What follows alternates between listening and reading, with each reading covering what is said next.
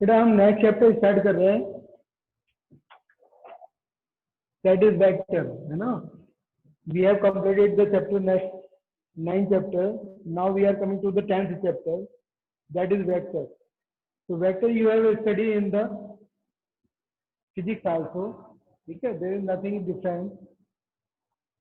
So first of all, what is vector? There are some quantities to represent them. We need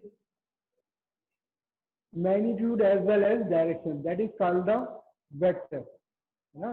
कभी कभी जो है हमें direction की भी जरूरत होती है, किस डायरेक्शन में हमें जाना है, किसी की पॉइंट की लोकेशन हमें बतानी है, ठीक है, या किसी सिटी की लोकेशन बतानी है, तो हमें किस वहां पहुंचने के लिए हमें किस वे पे, किस रास्ते पे, किस डायरेक्शन में मूव करना होगा, ये भी इम्पोर्टेंट है.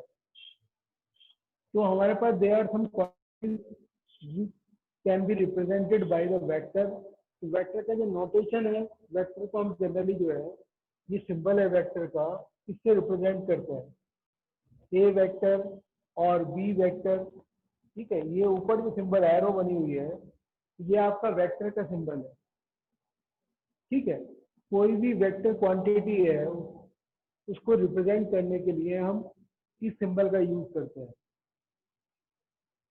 कोई भी वेक्टर आपका कोई इनिशियल वेक्टर, यानी कि दो वेक्टर हैं, ठीक है, उनकी जो स्टार्टिंग पॉइंट अगर एक ही है, ओ ए वेक्टर है और ये ओ बी वेक्टर, तो ये क्या कहलाते हैं, को इनिशियल वेक्टर कहलाते हैं. दोनों की डायरेक्शन हमारी अपोजिट है, अपोजिट नहीं डिफरेंट हो सकती है. तो स्टार्टिंग पॉइंट अगर एक है दोनों का, दीज आर कॉल्ड द को इनिशियल वेक्टर, ठीक है. ए वेक्टर बी वेक्टर जब भी कहलाएगा जब दोनों वेक्टर की जो है डायरेक्शन और मैग्नीट्यूड दोनों बराबर होंगे. ए वेक्टर इक्वल अगर बी वेक्टर है, तो दोनों की डायरेक्शन भी सेम होगी और दोनों का मैग्नीट्यूड भी सेम होगा. ये जनरल थिंग है जो आपको पहले से ही पता है, लेकिन फिर भी मैं रिवाइज करा रहा हूँ कि ए वेक्टर बी वेक्टर इक्वल है, तो उनका मैग्नीट्यूड भी इक्वल होता है और डायरेक्शन भी इक्वल होती है. डायरेक्शन अगर अपोजिट हो जाती है और मैग्नीट्यूड इक्वल है, ठीक है, मैग्नीट्यूड इक्वल है, तो ये सपोज करो ए वेक्टर है, ये आपका बी वेक्टर है, तो b vector is called minus A vector. दोनों इक्वल तो है, मगर उनकी डायरेक्शन अपोजिट होने की वजह से साइन का फर्क हो जाएगा. अगर दोनों का मैग्नीट्यूड इक्वल है, डायरेक्शन एग्जैक्टली अपोजिट है ना, मगर ये दोनों ही वेक्टर, ये भी वेक्टर इसके पैरेलल वेक्टर कहलाता है, ये भी पैरेलल वेक्टर कहलाता है. पैरेलल अगर दोनों की सपोर्ट पैरेलल है ना, दोनों किसी एक लाइन के पैरेलल है, that are called the parallel vector, ठीक है. तो पैरेलल वेक्टर, ठीक है, पैरेलल वेक्टर आप समझ गए होंगे. बस पहली जो फर्स्ट एक्सरसाइज है, उसमें हमें यह बताना है कि वेक्टर क्वांटिटी क्या होती है, स्केलर क्वांटिटी क्या होती है, ठीक है.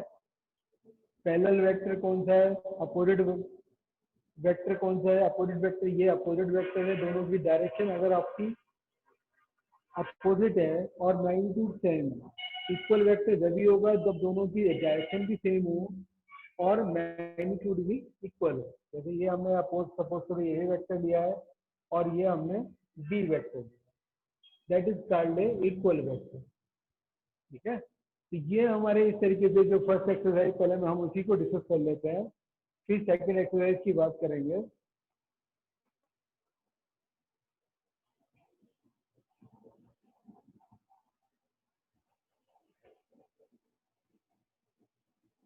यह फर्स्ट क्वेश्चन है, represent graphically A displacement of 40 kilometre 30 degree east of north, ठीक है. 40 किलोमीटर आपको जाना है east of north. First question में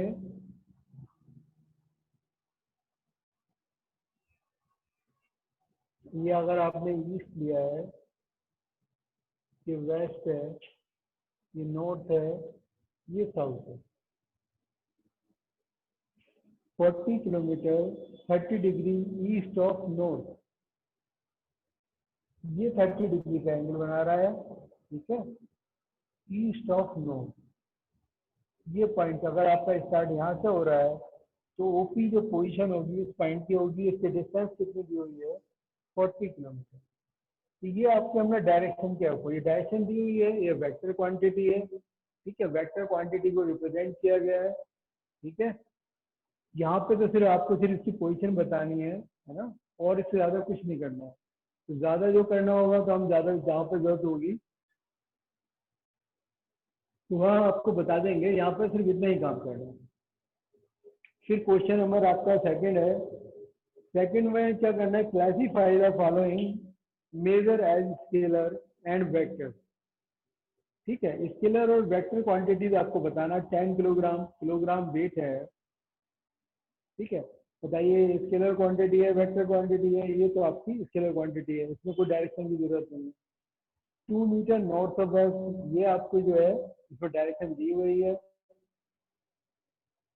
नॉर्थ वेस्ट का मतलब है, नॉर्थ वेस्ट का मतलब है दोनों के मिडिल में, यानी कि 45 डिग्री का एंगल बनाते हो। तो ये आपका क्या है, वेक्टर क्वांटिटी है 40 डिग्री, ये आपकी स्केलर क्वांटिटी है 45, ये भी स्केलर है। ये 10 टू द पावर -19, ये भी स्केलर है। 20 मीटर पर सेकंड स्क्वायर, ये एक्सीलरेशन होता है, एक्सीलरेशन की यूनिट है। तो एक्सीलरेशन वेक्टर क्वांटिटी है, आपने फिजिक्स में किया है, ये सारा पार्ट फिजिक्स का है, स्केलर और वेक्टर क्वांटिटी का। फिर क्वेश्चन नंबर थर्ड है आपका, classify the following as scalar and vector quantities time period. तो टाइम पीरियड में हमें डायरेक्शन की जरूरत नहीं होती। डिस्टेंस, इसमें भी स्केलर की जरूरत नहीं है। फोर्स, फोर्स क्या होता है, फोर्स होता है आपका मास इंटू डिस्प्लेसमेंट। ये आपकी डिस्प्लेसमेंट जो है आपकी वेक्टर क्वांटिटी होने की वजह से जो है ये फोर्स भी आपका वेक्टर हो जाएगा। वेलोसिटी, स्पीड और वेलोसिटी में सिर्फ इतना ही फर्क है, वेलोसिटी में हम जो डायरेक्शन भी इन्वॉल्व कर लेते हैं, है ना, और स्पीड में हम डायरेक्शन इन्वॉल्व नहीं करते। तो वेक्टर क्वांटिटी होगी velocity. Work done, work done जो है वो आपकी स्केलर क्वांटिटी है, ठीक है। वर्क डन क्या होता है, फोर्स इनटू डिस्प्लेसमेंट। अगर दो वेक्टर क्वांटिटी हो जाती है तो उनका मल्टीप्लिकेशन जो है, ठीक है, वो स्केलर क्वांटिटी में हम ले लेते हैं, ठीक है। ये इस तरीके से क्वेश्चन नंबर फर्स्ट सेकंड और थर्ड में तो सिर्फ आपको यही बताना था कि स्केलर क्वांटिटी कौन सी है और वेक्टर क्वांटिटी कौन सी है।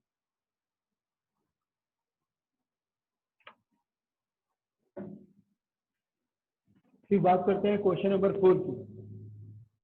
देखिए क्वेश्चन नंबर 4 में क्या है, ये फिगर गिवन है,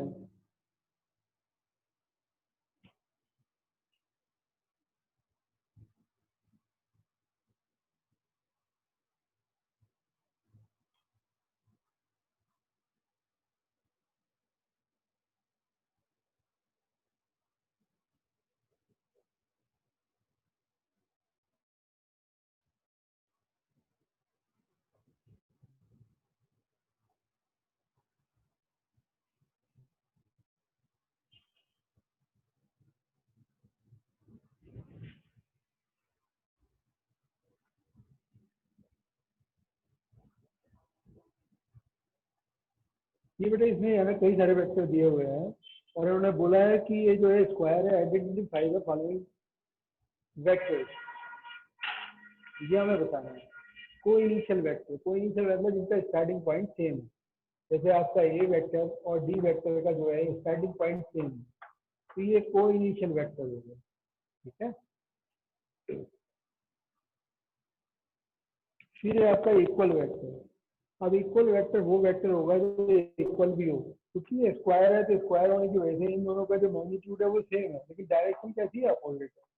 हम इसकी बी और डी की बात करते हैं, बी और डी में आप देखोगे कि डायरेक्शन भी दोनों की सेम है और मैग्नीट्यूड भी इक्वल है, क्योंकि स्क्वायर है, ठीक है। तो length of the side will be equal. तो these two vectors are equal, B vector and D vector. फिर नेक्स्ट वन है collinear but not equal, collinear हो बट नॉट इक्वल। ये जो है सी वेक्टर और ए वेक्टर ये है कोलिनियर है।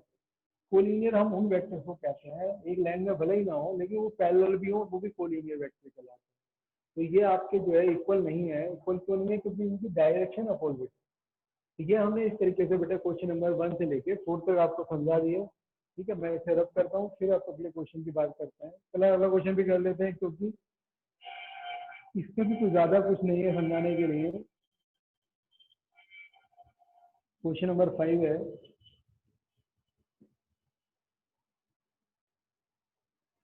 यह A vector and minus A vector और कोलिनियर वेक्टर यस ट्रू है ना भैया। जैसा हमने ये बोला इसको कि कैसे दोनों वेक्टर हैं, ये कोलिनियर वेक्टर हैं, डायरेक्शन भले ही अपोजिट है, तो ये आपका कैसा है, कोलिनियर वेक्टर। फिर उसके बाद है two collinear vectors are always equal in magnitude. Collinear vector अगर हैं जरूरी नहीं है उनका मैग्नीट्यूड इक्वल है ना। कैसे जरूरी नहीं है भाई, आपके मैग्नीट्यूड इसका मान लीजिए वेक्टर है, ये एक लाइन में लिया आपने 5, इसका मैग्नीट्यूड 5 है, ठीक है, इसका मैग्नीट्यूड मान लो 7 है, ठीक है। डायरेक्शन तो दोनों की सेम है, तो डायरेक्शन पैरेलल है दोनों के, कोलिनियर तो चलाएंगे, मगर मैग्नीट्यूड सेम होने की, अलग होने की वजह से ये इक्वल नहीं है, तो फॉल्स हो गया। Two vectors having the same magnitude are collinear. Same magnitude होने की वजह से जरूरी नहीं है वो कोलिनियर। मैग्नीट्यूड तो दोनों का सेम इनका भी हो सकता है, जैसे 5 है तो 5 आप ये वाला भी ले लो, इन दोनों का मैग्नीट्यूड जो है बराबर है, यानी कि मैग्नीट्यूड अगर दोनों का सेम है तो जरूरी नहीं है वो कोलिनियर हो जाए, ये भी फॉल्स है। Two collinear vectors having the same magnitude are equal. नहीं, दो कोलिनियर वेक्टर हैं, जैसे हमने ये लिया, दोनों की डायरेक्शन अगर अपोजिट है, मैग्नीट्यूड बराबर है, तो दोनों में माइनस के साइन का फर्क हो जाएगा, वो इक्वल वेक्टर नहीं कहलाएंगे, ये भी फॉल्स है, ठीक है। ये एक्सरसाइज तो बहुत आसानी से हो गई, ठीक है, इसमें ज्यादा कुछ नहीं करना था, ठीक है। इसमें 1 नंबर का क्वेश्चन शायद आ जाए, काम है, बहुत यूनिक एक्सरसाइज है ये, ठीक है।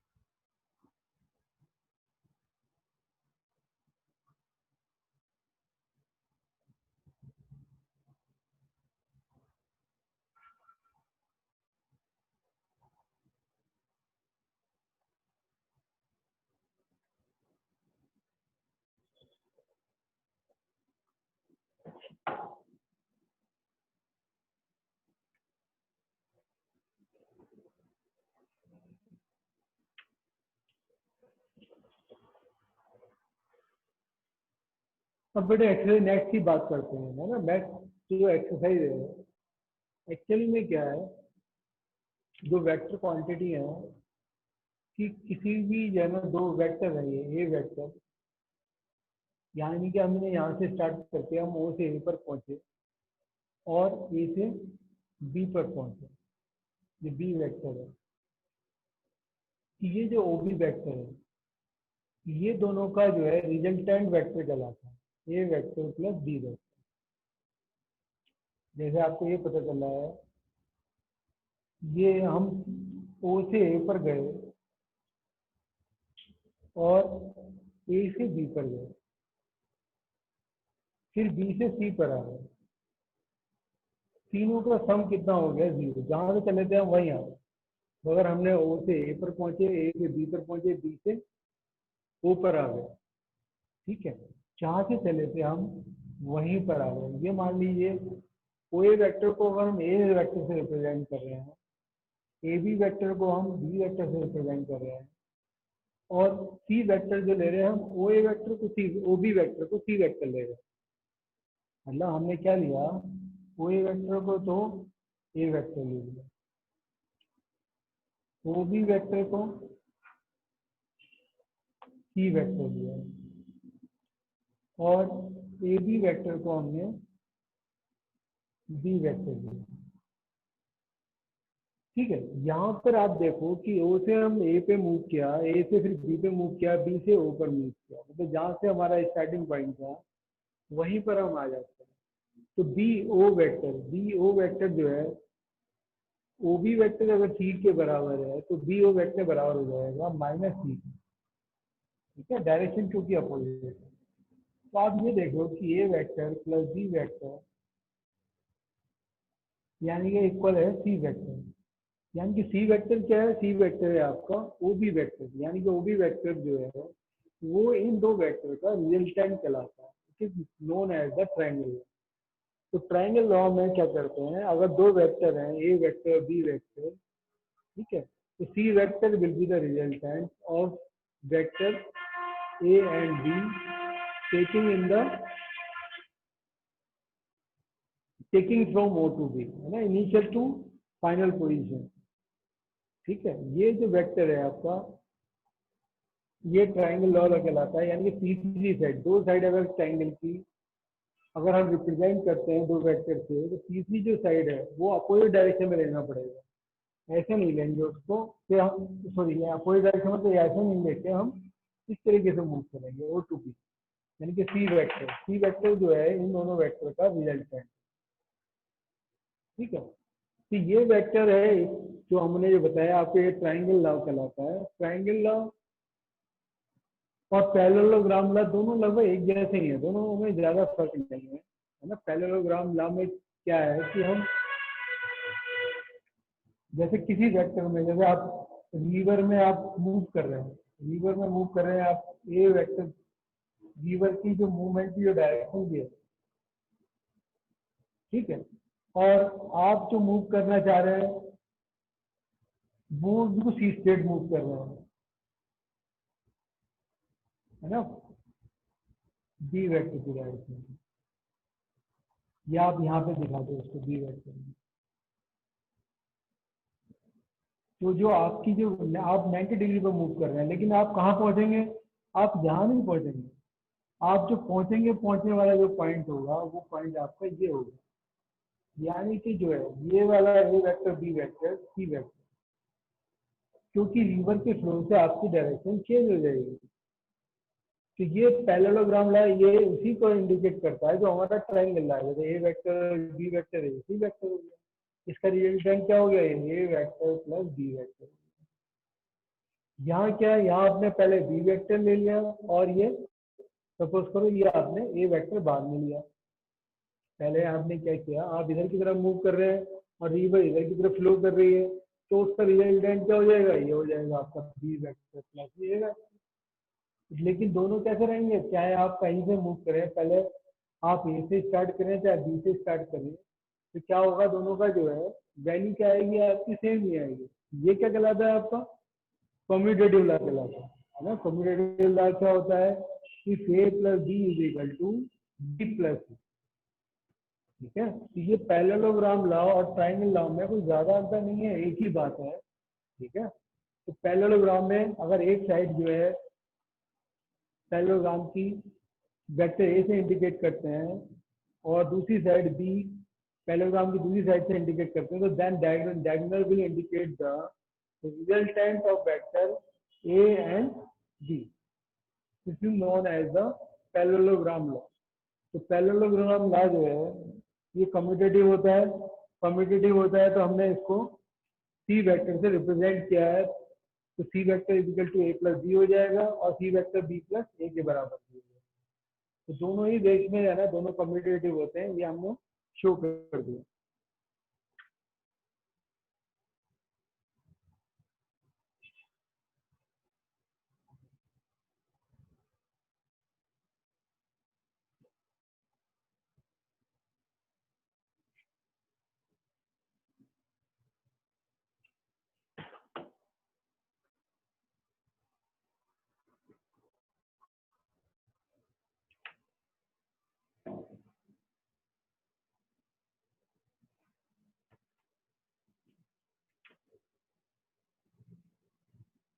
तो ये बेटे एसोसिएटिव भी होता है, एसोसिएटिव दिखाना चाहे तो मैं एसोसिएटिव भी आपको समझा देता हूँ।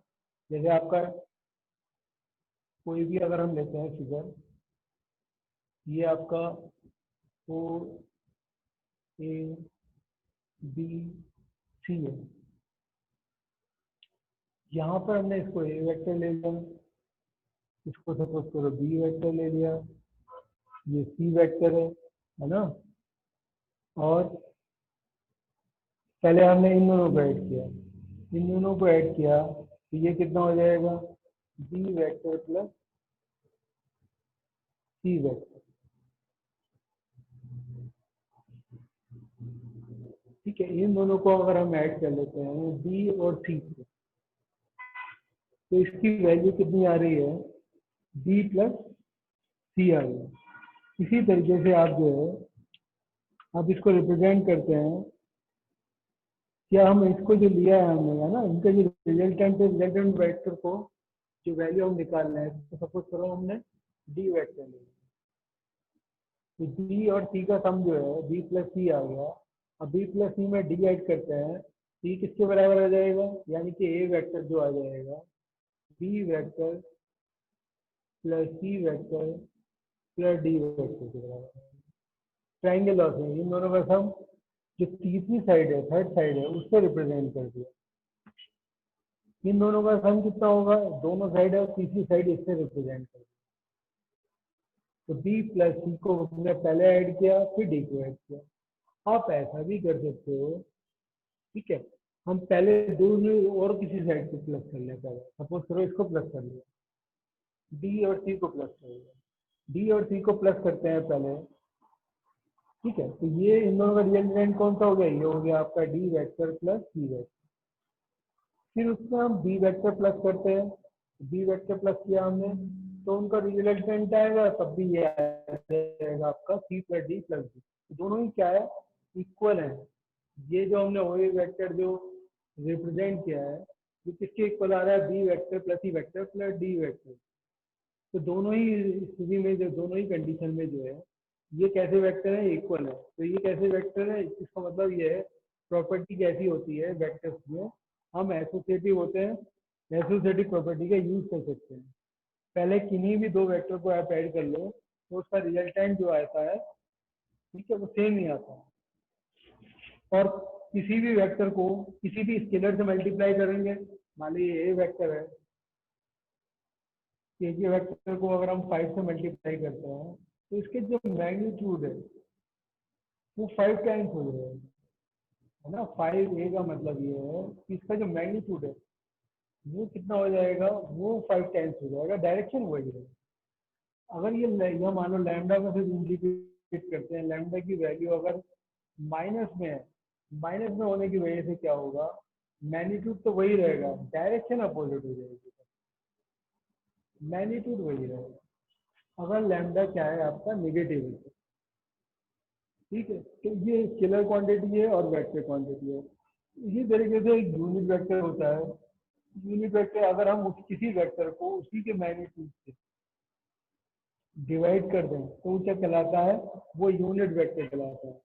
यूनिट वेक्टर को हम इस तरीके से रिप्रेजेंट करते हैं, A cap is equal to A vector divided by magnitude of A vector. चलो अब इसको कैसे रिप्रेजेंट करना है, इसकी बात करते हैं।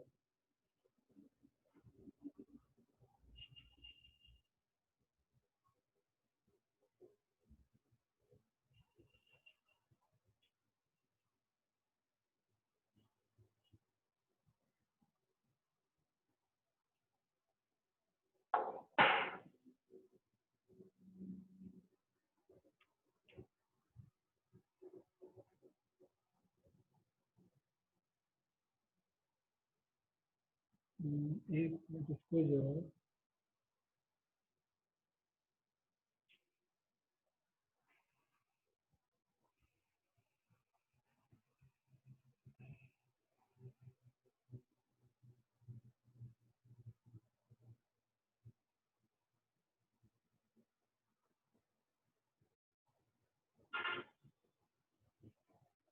ये बड़े 3 डायमेंशन में है। 3 डायमेंशन का मतलब है कि हम तीनों डायरेक्शन का यूज कर रहे हैं। तो तीनों डायरेक्शन का अगर हम यूज करेंगे, ठीक है, तीनों डायरेक्शन के यूज करने के लिए हमें जो है, एक को हम एक्स और वाई मान लेते हैं और एक को हम जेड मान लेते हैं। ये सपोज करो ये एक्स एक्सिस है, ये आपका वाई एक्सिस है, ये आपका जेड एक्सिस है, ठीक है। एक्स एक्सिस के अलाउंग जो है, हम जो मूव कर रहे हैं, कोई भी पॉइंट की पोजीशन है, ये पॉइंट है आपका पी, तो यहाँ पहुंचने के लिए क्या करना पड़ेगा, आपको 3 डायरेक्शन में मूव करना होगा। अब इसकी जरा शेप है आपकी क्यूबॉइड की शेप में, आप शेप से तो आप पहले से नोन हो।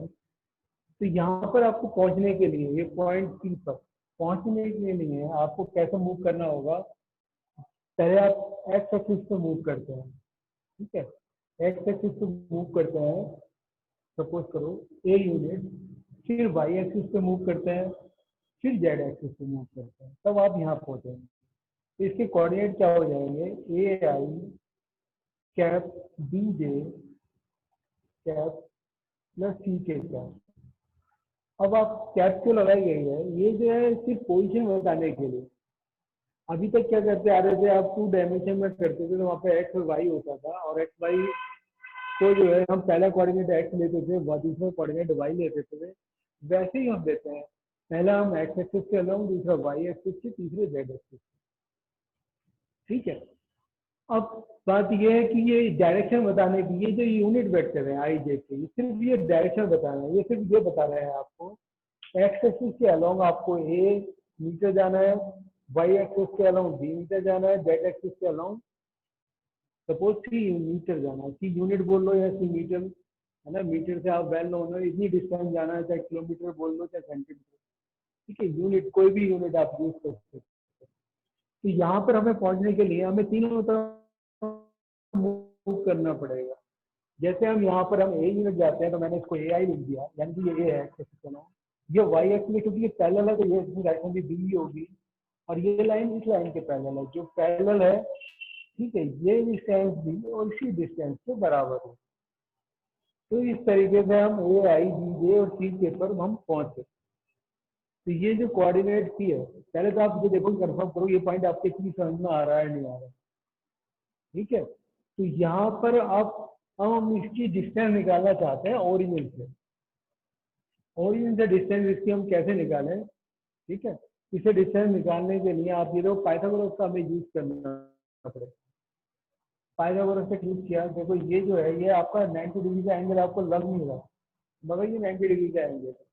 आप कोई भी क्यूब शेप अपने सामने रख लो, ठीक है, फिर आपको समझ में आ जाएगा, या रूम को आप कंपेयर कर सकते हो। रूम की जो एक साइड है दूसरी साइड से 90 डिग्री का एंगल बनाती है। ये आपका ए है, ये आपका कितना है बी है। तो ये यहाँ पे आप पाइथागोरस अप्लाई करके आप क्या निकाल सकते हो, ये आ जाएगा आपका रूट ए स्क्वायर प्लस बी स्क्वायर। ये क्या निकाला हमने, यहाँ से यहाँ तक की डिस्टेंस निकाली। ये सपोज ए था, ठीक है, ये बी था, और ये सी पॉइंट था। ये मैंने क्या निकाल लिया, मान लो पी निकाली, पी तो ये राउंड रखा हुआ है, ये एम निकाली।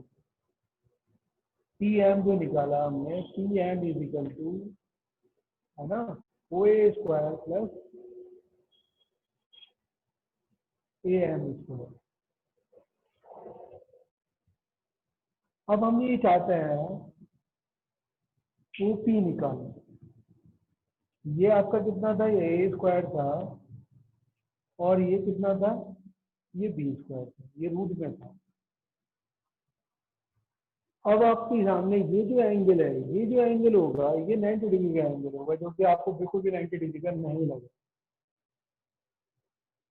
क्योंकि जेड एक्सिस जो है ना, अब इसको जो है, अब मेरे सामने होते तो मैं आपको आराम से समझा पाता। ठीक है, अब कोई भी शेप आप ले सकते हैं, जैसे रूम की कोई शेप ले रहे हैं, ठीक है, तो रूम की जो शेप अगर हमने नीचे प्लेन में कोई पॉइंट लेते हैं, प्लेन के अंदर, तो जेड एक्सिस, जो जेड एक्सिस ऊपर वाला है, उसको अगर हम ज्वाइन करेंगे, तो नीचे से जो बनने वाला एंगल होगा वो 90 डिग्री का होगा। ये जो डिस्टेंस है आपकी, ये है, सॉरी, ये जो डिस्टेंस, ये वाली जो डिस्टेंस है, ये सी है, और ये डिस्टेंस कितनी है, रूट ए स्क्वायर प्लस बी स्क्वायर। तो ओपी की वैल्यू कितनी हो जाएगी, ओपी इक्वल टू हो जाएगा P M square plus C square. P M कितना है, और उसका रूट लेना होगा।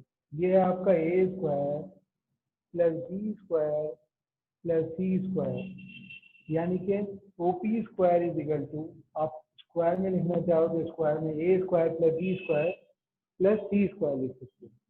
ये हमने जो पॉइंट निकाला है, ये डिस्टेंस निकाली है हमने ओपी पॉइंट, जो पॉइंट हमारा ओपी है। तो ओपी स्क्वायर इज इक्वल